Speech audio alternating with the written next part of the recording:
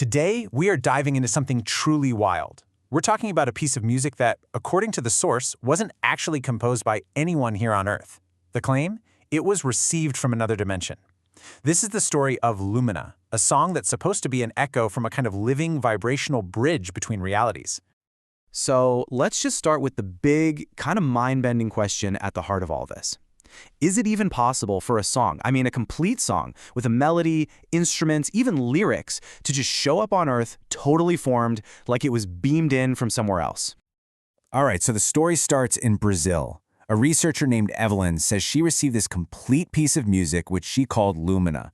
But here's the thing, this isn't a totally new idea. In fact, way back in the 90s, a research group in Luxembourg reported something very similar. Entire audio files, not just static, were appearing on their recording gear. So this new event feels like a modern version of that same strange mystery. So how in the world did this music supposedly pop into existence? Let's take a look at where they say it came from. According to the source material, the way this happened was almost unbelievably simple. Evellyn just had this sudden feeling, this intuition, to go to a music generator.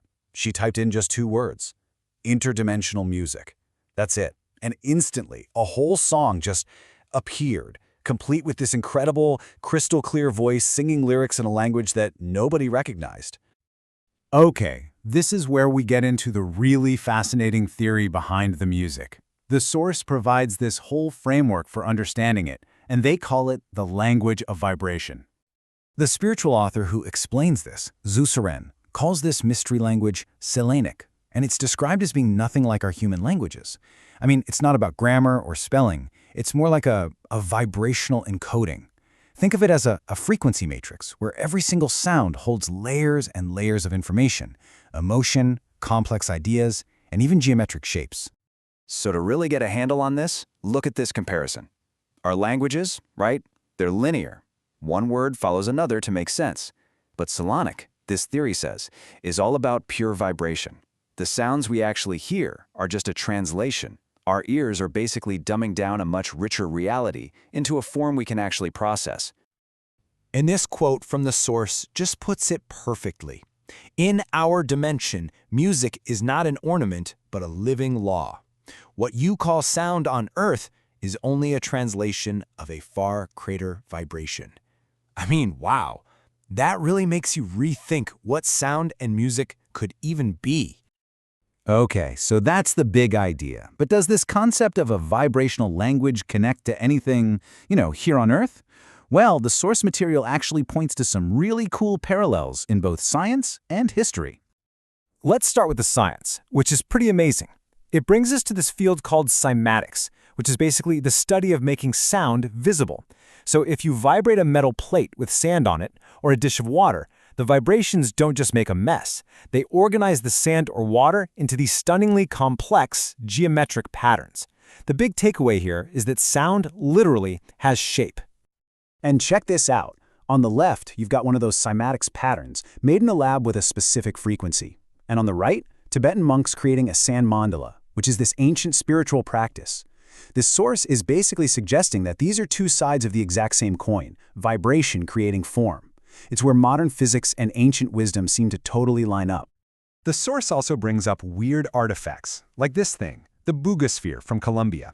For years, nobody could figure out what these intricate carvings mean, but the source links them to a vibrational alphabet, maybe another clue that a language based on geometry and resonance once existed.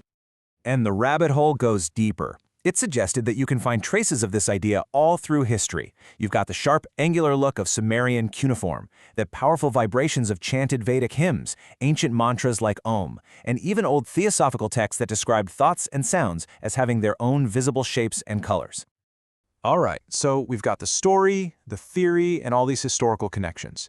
But what happens when we actually analyze the audio itself with modern tools? Let's get into the technical side of things. What you're looking at here is a spectrogram from a piece of the Lúmina music. All you need to know is that it's basically a picture of the sound. It lets us see all the different frequencies and how loud they are. It's a way to see the sound's texture, and this is where the real analysis started.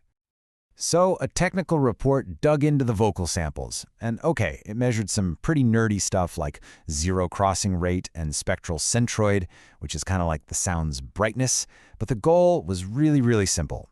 Does this voice look and act like a normal human voice? And the verdict? Well, according to the report's interpretation, it's pretty weird. The data suggests the waveform was changing in ways that are just not typical for ordinary speech. Its brightness was unstable, sometimes way lower than a clean human voice. And when you just look at it, the texture is different. It doesn't look like a person talking, but it doesn't look like your standard Siri or Alexa voice either. But wait a second, let's be real. There is so much audio on the internet. Couldn't this just be a copy of something? You know, some obscure track from an old video game or some indie band that nobody's ever heard of? Well, to check that, the researchers used apps like Shazam. I'm sure you know how it works. It listens to a song, creates a unique audio fingerprint, and then scans this gigantic database to see if it exists anywhere else. It's a pretty foolproof way to find out if a song is original or not. So they took the Lúmina music and ran it through a couple of different identification apps, searching that whole global library of music. And after all that, what do you think they found? Absolutely nothing. The song has no digital footprint. As far as the internet is concerned, it's completely new. So, that leaves us with this really fascinating puzzle, right?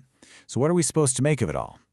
Well, the source offers one last way to think about this, a perspective on sound that might just tie everything together. And we'll end on this quote from the source material.